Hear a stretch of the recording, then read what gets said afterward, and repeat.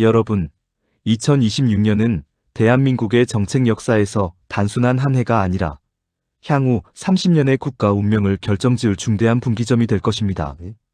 지금 정부와 여러 연구기관들이 전례 없는 수준의 대규모 정책 개편을 예고하는 배경은 무엇일까요? 이 정책 변동의 서막을 이해하지 못하면 뒤따라올 연금 개혁이나 노동시장, 유연화 같은 구체적인 변화들을 제대로 해석할 수 없습니다. 우리가 2026년 정책 변동을 논할 때 가장 먼저 주목해야 할 시대적 배경은 세 가지의 거대한 쓰나미입니다. 첫째는 바로 재정 지속 가능성의 위협입니다. 한국의 GDP 대비 국가 부채 비율은 아직 OECD 평균보다는 낮다고 이야기하지만 증가 속도가 심각합니다. 2020년대 중반을 기점으로 국가 부채가 1,300조 원을 훌쩍 넘어서면서 이자 비용만으로도 막대한 재정이 소모되는 상황이 됩니다. 특히 미래 세대를 위한 연금과 건강보험 재정의 고갈 시계가 임박하면서 더 이상 미룰 수 없는 구조적인 개혁 압박이 정책 변동의 핵심 동력이 됩니다. 둘째는 생산 인구 감소라는 인구 절벽입니다. 통계청 자료만 봐도 2026년 무렵에는 전체 생산 가능 인구, 즉 15세부터 64세까지의 인구 감소 속도가 더욱 가팔라집니다. 노동 투입량 자체가 줄어든다는 것은 경제의 잠재 성장률이 계속해서 하락한다는 것을 의미하죠. 결국 이 문제를 해결하기 위해 노동시장의 유연성을 극대화하고 외국인 인력 유입 정책을 재설계하는 것이 필수 아젠다로 떠오른 것입니다. 셋째는 급변하는 국제 정세와 산업 패러다임의 변화입니다. 미중 기술 패권 경쟁이 심화되면서 글로벌 공급망은 신뢰를 기반으로 하는 블록 경제로 재편되고 있습니다. 이 틈바구니에서 한국 경제가 생존하려면 반도체나 미래 모빌리티 같은 첨단 전략 산업에 대한 규제를 대폭 완화하고 탄소 중립 목표 달성을 위한 에너지 믹스 정책을 현실적으로 조정해야 하는 과제가 주어졌습니다. 2026년 정책은 바로 이 대외적인 압력에 대한 생존 전략인 셈입니다. 결국 2026년 정책 변동의 핵심 아젠다는 이 세 가지 위협에 대응하여 대한민국의 지속가능한 성장 동력을 확보하는 데 초점이 맞춰집니다. 가장 중요한 아젠다는 재정 건전화입니다. 이는 곧 우리가 다음 챕터에서 다룰 연금 개혁과 세제 합리화, 즉 부동산세 및 법인세 개편의 논리적 배경이 됩니다. 다음은 인적자원 경쟁력 확보입니다. 노동시장 유연화와 근로시간제도 개편이 여기에 속하며 단순히 근로시간을 줄이는 문제를 넘어 생산성을 극대화하는 방향으로 제도를 완전히 뜯어고치겠다는 강력한 의지의 표현입니다. 마지막으로 미래 성장 동력 확보와 복지 대전환 아젠다입니다. 저출산과 고령화로 인해 무너지고 있는 복지 및 돌봄 시스템을 근본적으로 개편하고 첨단 산업 육성을 위한 규제 완화에 속도를 내어 디지털 거버넌스를 구축하는 것이 포함됩니다. 자, 이제 2026년 정책 변동이 단순한 정책 변화가 아닌 생존을 위한 구조적 개편이라는 점을 이해하셨을 겁니다. 이 거대한 정책 변화의 흐름이 여러분의 삶과 비즈니스에 어떤 구체적인 영향을 미칠지 다음 챕터부터 하나씩 깊이 파헤쳐 보겠습니다. 네 번째 아젠다로 넘어오겠습니다. 여러분, 2026년 정책 변동의 핵심 중 하나는 바로 이 미래 세대를 위한 연금 개혁, 즉 재정 안정화 로드맵입니다. 우리가 왜 2026년을 주목해야 하냐면 그때부터는 더 이상 미룰 수 없는 구조적인 개혁이 시작되기 때문입니다. 현재 국민연금은 시한폭탄과 같아요. 2023년 제5차 재정 계산 결과를 보면 현행 제도를 유지할 경우 기금 고갈 시점은 2055년 전으로 예측되고 있습니다. 과거 예측보다 계속 앞당겨지고 있다는 것이 문제죠. 정부는 이 문제를 해결하기 위해 2026년을 구조개혁 원년으로 삼고 4가지 핵심 기둥을 가진 로드맵을 가동할 준비를 하고 있습니다. 첫째는 보험료율 인상입니다. 현재 소득의 9%인 국민연금 보험료율을 단계적으로 올리는 방안이 가장 유력합니다. 전문가들은 최소 13%에서 최대 15%까지 인상해야 재정 안정성을 확보할 수 있다고 보고 있습니다. 2026년부터 5년에 한 번씩 1%씩 인상해서 최종 목표치까지 도달시키는 로드맵이 중점적으로 논의되고 있습니다. 이 로드맵이 확정되면 당장 우리 근로소득에서 빠져나가는 금액이 늘어나기 때문에 젊은 세대에게 가장 직접적인 영향을 줄 겁니다. 둘째, 소득 대체율의 조정입니다. 소득 대체율은 쉽게 말해 얼마나 돌려받느냐를 결정하는 비율이죠. 현재 약 42% 수준인 소득 대체율을 중장기적으로 40% 이하, 궁극적으로는 30%대 후반까지 낮추겠다는 목표가 명확합니다. 재정 안정화 측면에서 보면 당연한 수순이지만 이는 미래 세대가 기대할 수 있는 실질적인 노후 소득이 줄어든다는 의미이기도 합니다.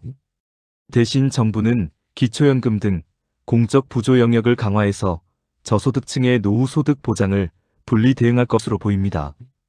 셋째, 수급 개시 연령의 상향입니다. 고령화 시대에 이 부분은 피할 수 없는 흐름입니다.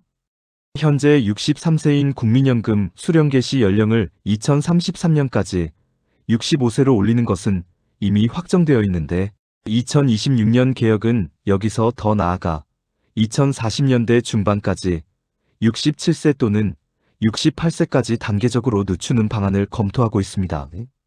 이는 은퇴 시점과 연금 수령 시점 사이에 발생하는 소득 공백 기간을 어떻게 메울 것인가에 대한 노동시장 개편 논의와 밀접하게 연결될 수밖에 없습니다. 마지막이자 가장 중요한 부분이 바로 재정 자동 안정화 장치의 도입입니다. 연금 개혁을 한 번 하고 끝내는 것이 아니라 한국의 인구 구조가 예상보다 빠르게 변하거나 연금 기금 적립률이 일정 수준 이하로 떨어질 경우 보험료율이나 수급 연령이 법에 의해 자동적으로 조정되도록 만드는 것입니다. 정치적인 논쟁을 최소화하고 제도의 지속 가능성을 높이려는 목적이죠. 2026년 개혁의 최종 목표는 바로 이 자동 안정화 장치를 도입해서 앞으로 30년 동안 연금 고갈 논란에서 벗어나는 기반을 마련하는 데 있습니다. 이 로드맵대로 개혁이 진행된다면 미래 세대의 재정적 부담은 줄어들겠지만 현재 기성세대는 더 내고 덜 받는 현실을 받아들여야 할 것입니다. 이것이 우리가 연금 개혁을 단순한 정치적 이슈가 아닌 우리 모두의 생존 문제로 인식해야 하는 이유입니다. 자, 이제 많은 분들이 가장 직접적으로 영향을 받을 아젠다로 넘어가 보겠습니다. 바로 노동시장 유연화와 근로시간제도 개편입니다. 정부는 2026년까지 한국의 노동 유연성 지수를 OECD 평균 수준으로 끌어올리겠다는 목표를 공식화했어요. 지금처럼 주 52시간제가 획일적으로 적용되어서는 급변하는 산업 환경에서 경쟁력을 갖추기 어렵다는 판단이 깔려 있습니다. 특히 저출산 고령화로 숙련 노동자가 부족해지는 상황에서 효율적인 시간 활용이 절대적으로 중요해졌습니다. 이번 개편의 핵심은 근로시간 계산의 단위 기간을 늘리는 것입니다. 지금은 보통주 단위로 따지죠. 하지만 2026년에는 이 단위 기간을 최대 연 단위까지 확대하는 방안이 유력하게 검토되고 있습니다. 예를 들어 프로젝트가 많은 특정 분기에 일이 몰리면 주 69시간 이상 일하게 하고 대신 비수기에는 주 30시간 이하로 충분히 쉬게 하는 식으로 노동시간을 1년 총량으로 관리하는 방식입니다. 기업이 경영 환경에 맞춰 유연하게 인력을 배분할 수 있는 숨통이 트이는 셈입니다. 또 하나 주목해야 할 것은 근로시간 저축계좌제의 구체화입니다. 초과 근무를 돈이 아닌 시간으로 적립하고 본인이 원하는 시기에 장기 휴가나 유급 휴식으로 사용할 수 있게 만드는 제도입니다. 이 제도는 워라밸 개선과 연계되면서 특히 MZ세대 직장인들의 높은 요구를 반영한 결과로 볼 수 있습니다. 다만 기업이 근로자의 휴가 사용을 강제로 제한하거나 특정 시기에 몰아쓰게 하는 것을 막기 위한 감독 조치가 병행될 예정입니다. 시간뿐만 아니라 고용 형태 자체도 더욱 유연해집니다. 정부는 파견 및 기간제 근로자 허용 업종을 대폭 확대하고 특히 고령자와 여성 등 특정 인력에 대한 재취업 및 단기 계약 허용 폭을 넓힐 계획입니다. 쉽게 말해 이제 경직된 정규직 프레임보다는 전문성이 필요할 때 필요한 만큼 인력을 활용하는 방향으로 법적 근거가 마련되는 겁니다. 또한 직무 능력과 성과를 중심으로 임금 체계를 개편하는 논의도 속도를 내고 있습니다. 기존의 연공서열형 임금 체계를 탈피하고 신기술 분야나 첨단 산업 종사자에게 더 높은 보상을 제공함으로써 미래 산업인력 유입을 촉진하겠다는 의도입니다. 이러한 변화는 기업에게는 생산성과 신속성을 제공하고 근로자에게는 자기 주도적인 시간 활용을 가능하게 하겠지만 당연히 진통도 예상됩니다. 노동계에서는 유연화가 결국 초과 근무의 만성화나 휴가 사용의 강제성이 약해질 것을 우려하고 있습니다. 정부는 2026년 상반기에 유연화 제도가 현장에서 오남용되는 것을 막기 위한 구체적인 가이드라인과 함께 보완책을 발표할 예정이므로 저희 채널은 후속 내용을 면밀히 추적해 드리겠습니다. 다음 챕터에서는 미래 세대를 위한 연금 개혁, 재정 안정화 로드맵을 자세히 살펴보겠습니다. 자, 이제 많은 분들이 가장 절실하게 체감하고 계시는 아젠다로 넘어오겠습니다. 바로 저출산과 고령화, 사회 대응, 즉 복지 및 돌봄 정책의 대전환입니다. 우리가 앞에서 연금 개혁이나 노동시장 유연화 같은 다소 딱딱한 논의를 했지만 결국 이 모든 정책 변동의 필요성을 가장 근본적으로 외치고 있는 것이 바로 대한민국의 인구 절벽 문제 아니겠습니까? 정부는 2026년을 기점으로 저출산 문제를 돈으로 해결하려는 방식에서 완전히 벗어나 시스템과 서비스로 전환하는 원년으로 삼았습니다. 그동안 현금을 뿌리는 출산장려금 정책이 단기적 효과 외에 장기적으로는 출산율 반등을 이끌지 못했다는 자성에서 비롯된 변화입니다.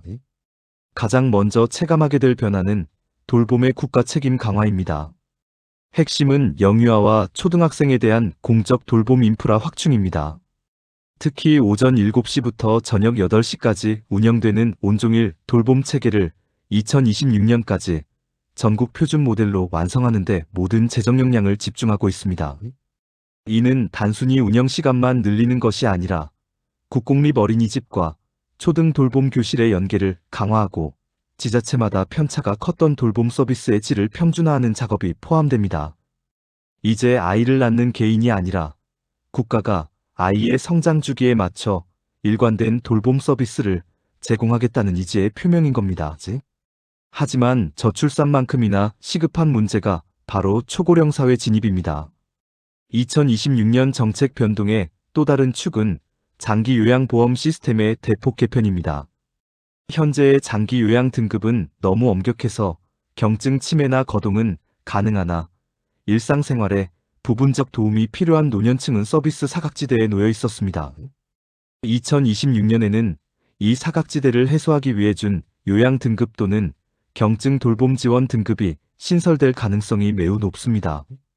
이를 통해 요양시설 입소는 아니지만 방문 요양, 주야간 보호 서비스, 맞춤형 재활 프로그램 등을 이용할 수 있는 노년층이 대폭 늘어나게 됩니다. 정부는 또한 돌봄의 질을 높이기 위해 요양시설의 인력 배치 기준을 상향하고 특히 재활 전문가와 사회복지사를 의무적으로 배치하도록 규정을 강화할 예정입니다. 단순히 누워서 시간을 보내는 시설이 아니라 건강한 노년을 지원하는 시설로의 전환이 목표입니다. 마지막으로 일과 돌봄의 병행을 현실화하기 위한 기업 차원의 변화입니다. 현행 육아휴직 제도는 있지만 특히 남성 육아휴직 사용률이 현저히 낮고 기업 문화 때문에 제대로 사용하지 못하는 경우가 많습니다. 2026년부터 정부는 아빠 육아 참여할당제, 즉 남성 의무 육아휴직 쿼터제의 도입을 강력하게 추진하고 있습니다. 기업이 이 쿼터를 달성하지 못할 경우 각종 고용지원금이나 세제 혜택에서 불이익을 주는 페널티 규정을 강화함으로써 기업의 자발적인 참여를 유도하겠다는 전략입니다. 결론적으로 2026년 복지 및 돌봄 정책의 대전환은 단기적인 현금 지원 대신 지속 가능하고 안정적인 사회 안전망을 구축하는 데 초점을 맞추고 있습니다. 모든 국민이 생애 주기 전반에 걸쳐 필요한 돌봄 서비스를 국가가 책임지는 형태로 체질을 개선하고 이를 통해 출산율 반등의 기틀을 마련하겠다는 것이 이번 정책 변동의 가장 중요한 지점입니다. 자, 이제 시청자 여러분의 지갑에 가장 직접적이고 가장 민감하게 영향을 미치는 아젠다로 넘어가 보겠습니다. 바로 세제 합리화, 그 중에서도 부동산세와 법인세 개편의 구체적인 향방입니다. 2026년 정책 변동의 핵심 철학은 경제 활력과 예측 가능성 회복에 맞춰져 있습니다. 세금은 단순히 정부의 재원을 충당하는 것을 넘어 경제 주체들의 행동을 유도하는 가장 강력한 정책 수단이기 때문이죠. 먼저 부동산 세제 개편부터 살펴보겠습니다. 지난 몇 년간 부동산 세제는 너무 복잡했고 잦은 변동으로 인해 국민들의 피로도가 극심했습니다. 정부가 2026년까지 목표로 하는 건 단 하나, 예측 가능성과 합리성입니다. 가장 큰 변화는 보유세의 재편입니다. 현재 재산세와 종합부동산 세종부세로 이원화되어 있는 구조를 단계적으로 통합하거나 혹은 과세 체계를 대폭 간소화하는 방향으로 가닥을 잡았습니다. 특히 실수요자, 즉 1주택자에 대한 부담을 덜어주는 대신 고가 또는 다주택자에 대해서는 시장 상황에 맞는 합리적인 기준점을 재설정하겠다는 거죠. 예를 들어 공정시장가액 비율 같은 지표들을 시장 변동에 따라 보다 유연하게 적용하거나 혹은 세금 부과 기준이 되는 공시가격 현실화 로드맵 자체를 장기적으로 수정하는 방안도 논의 중입니다. 핵심은 징벌적 과세가 아닌 효율적 시장 관리와 조세 형평성으로의 전환입니다. 이로 인해 주택 보유자들은 자신이 내야 할 세금에 대한 명확한 예측이 가능해지고 복잡했던 세무 행정이 대폭 간소화될 것으로 보입니다. 다음은 경제의 허리, 법인세 개편입니다. 정부의 목표는 명확합니다. 글로벌 경쟁력을 갖추기 위해 한국 기업들의 투자 유인을 높여야 한다는 겁니다. 아시다시피 우리나라의 법인세 최고세율은 여전히 OECD 평균보다 높은 수준에 머물러 있습니다. 2026년 법인세 개편의 핵심은 이 최고세율 구간을 글로벌 스탠더드에 맞춰 낮추고 과세표준 구간을 간소화하는 것입니다. 구체적으로는 현행 4단계에 걸친 복잡한 과세표준 구간을 23단계로 줄여서 세금 계산의 효율성을 높일 계획입니다. 명목세율 인하는 국내 기업들의 투자와 고용을 촉진할 뿐만 아니라 해외 진출을 고려하는 국내 대기업들의 유턴을 유도하고 글로벌 기업들의 한국 투자를 활성화하는 핵심적인 동력이 됩니다. 이와 더불어 기업들의 미래 투자, 즉 R&D를 촉진하기 위한 세액공제 제도의 효율화 역시 중요한 축입니다. 특히 AI, 반도체, 신재생에너지 같은 국가 전략 산업 분야에 대한 세제 지원은 더욱 집중적으로 확대될 예정입니다. 이는 대기업뿐만 아니라 중소중견 기업의 성장 동력을 확보하고 궁극적으로는 자본의 해외 유출을 막아 국내 일자리를 창출하려는 큰 그림의 일부입니다. 결론적으로 2026년 세제 개편의 방향은 부동산 시장의 안정성과 예측 가능성을 높이고 기업들에게는 글로벌 스탠다드에 맞는 투자 환경을 제공하는 친성장적 합리화입니다. 세금이 경제 주체들의 역동적인 성장을 가로막는 걸림돌이 아니라 성장을 돕는 촉진제 역할을 하도록 설계하겠다는 정부의 강력한 의지가 반영된 결과라고 해석할 수 있습니다. 자, 이제 시청자 여러분의 삶의 질은 물론이고 대한민국 산업의 존립 자체에 가장 근본적인 변화를 가져올 아젠다로 넘어가 보겠습니다. 바로 탄소 중립 목표 달성을 위한 에너지 믹스 정책의 대격변입니다. 여러분, 2050 탄소 중립은 선택이 아니라 생존의 문제입니다. 그리고 정부는 2026년을 기점으로 이 목표 달성을 위한 에너지 믹스의 구성을 완전히 재설계하고 있습니다. 기존의 NDC 국가 온실가스 감축 목표 이행 계획을 더욱 강화하고 구체화하는 작업이죠. 핵심은 명확합니다. 화석 연료 의존도를 급격히 낮추고 신재생 에너지와 원자력 발전을 두 축으로 가져가겠다는 겁니다. 2026년 정책에서 가장 눈에 띄는 변화는 원자력 발전의 역할이 과도기적 대안이 아닌 필수적인 베이스로드 전원으로 확고히 자리 잡는다는 점입니다. 신재생 에너지, 예를 들어 태양광이나 풍력이 가지고 있는 간헐성을 보완하기 위해서는 안정적인 원전의 공급이 반드시 필요하다는 결론에 도달한 것입니다. 정부는 2030년까지 전체 발전량에서 원전이 차지하는 비중을 약 30%대 초반까지 끌어올리는 로드맵을 확정할 예정입니다. 이는 신규 원전 건설을 가속화하는 동시에 계속 운전이 가능한 기존 원전의 수명 연장을 정책적으로 지원하겠다는 강력한 신호입니다. 하지만 신재생 에너지 확대는 더 폭발적입니다. 특히 2026년 이후부터는 산업단지나 대규모 소비처의 재생에너지 의무 사용 비율 RPS이 대폭 상향 조정될 가능성이 높습니다. 기존에는 발전사 중심이었던 의무 사용을 일반 기업까지 확대하는 방향으로 정책이 변모할 것입니다. 기업들은 ESG 경영과 글로벌 공급망 요구에 맞추기 위해 재생에너지 조달에 사활을 걸어야 합니다. 문제는 인프라입니다. 급증하는 신재생 발전량을 수용하고 전력망을 안정화하기 위해서는 대규모 송전망 확충과 스마트 그리드 구축이 필수적입니다. 이 인프라 투자에 천문학적인 자금이 투입될 예정인데 2026년 관련 예산 배정은 역대 최대 규모가 될 것으로 보입니다. 특히 서해안과 남해안의 해상풍력 단지에서 생산된 전기를 수도권과 내륙 산업단지로 끌어올 새로운 고압 직류 송전 HVDC망 구축이 핵심 사업으로 추진됩니다. 자, 그럼 이게 우리 삶에 어떤 영향을 미칠까요? 첫째, 전기요금 상승은 피하기 어렵습니다.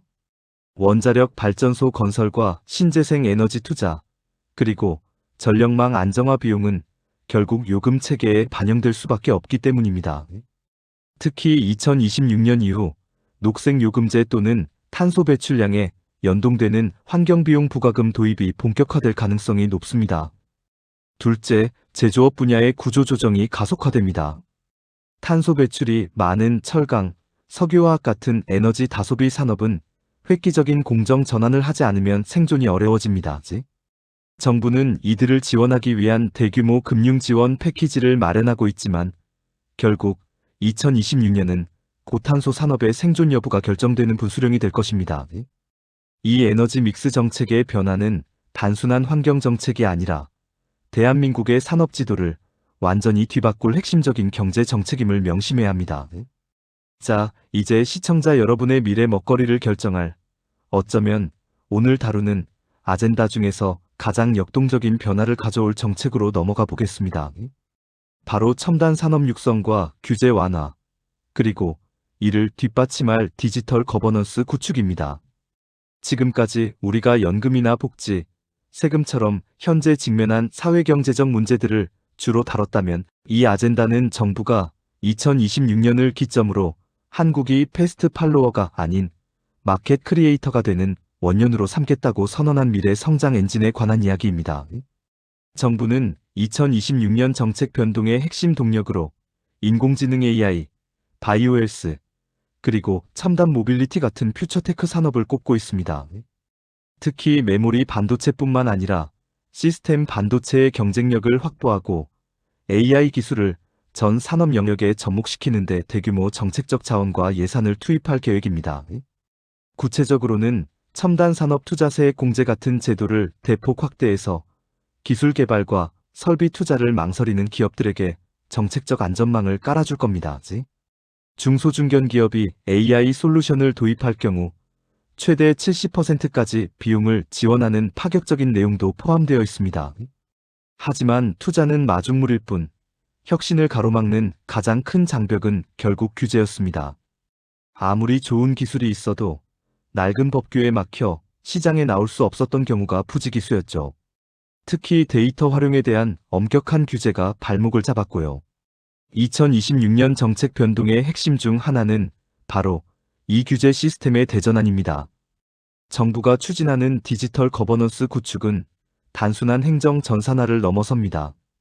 이는 데이터 활용의 속도를 극대화하고 위험 관리는 정부가 맡되 혁신의 주도권은 시장에 넘겨주는 선진적인 시스템을 의미합니다.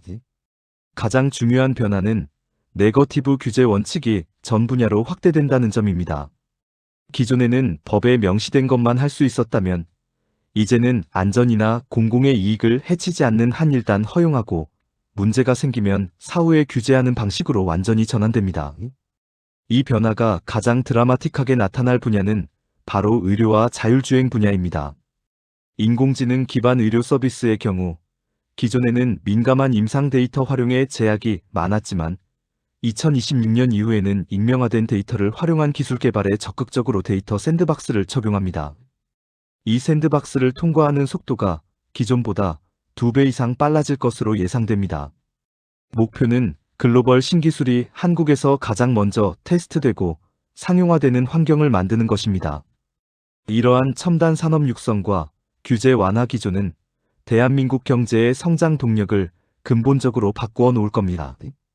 만약 이 정책이 성공적으로 안착한다면 한국은 명실상부한 아시아의 혁신 허브로 자리매김할 것이고, 특히 AI 엔지니어, 데이터 과학자, 그리고 바이오 전문가 같은 고숙련 노동 시장에 엄청난 기회가 열릴 것으로 예상됩니다.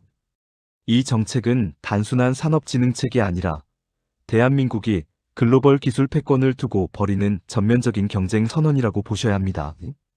우리가 이전 챕터에서 다룬 연금이나 세제 개혁이 지속 가능성을 위한 방어적 조치였다면, 이 첨단 산업 육성책이야말로 미래 성장을 위한 가장 강력한 공격적 투자 전략이 될 것입니다.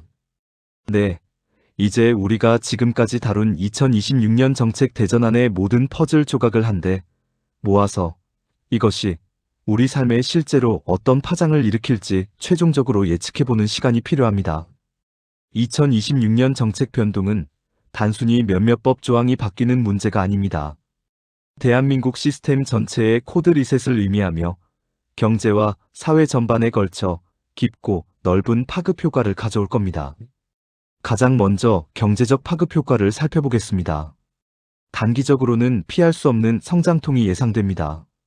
우리가 앞서 다뤘던 노동시장 유연화 조치에 따른 고용 불안정성 증가는 물론 미래 세대를 위한 연금 개혁 초기 부담, 그리고 탄소 중립으로의 급격한 전환 비용이 기업과 가계에 상당한 압박으로 작용할 수밖에 없습니다. 특히 에너지 믹스 정책 변화로 인해 기업의 생산 비용이 일시적으로 상승하면 이 비용은 결국 제품과 서비스 가격, 즉 물가 압력으로 전가될 겁니다. 하지만 정부와 주요 경제 연구소들이 강조하는 것은 장기적인 이익입니다. 이 모든 개혁의 목표는 바로 국가 재정의 건전화를 극대화하고 한국 경제의 생산성 격차를 해소하는 데 있습니다.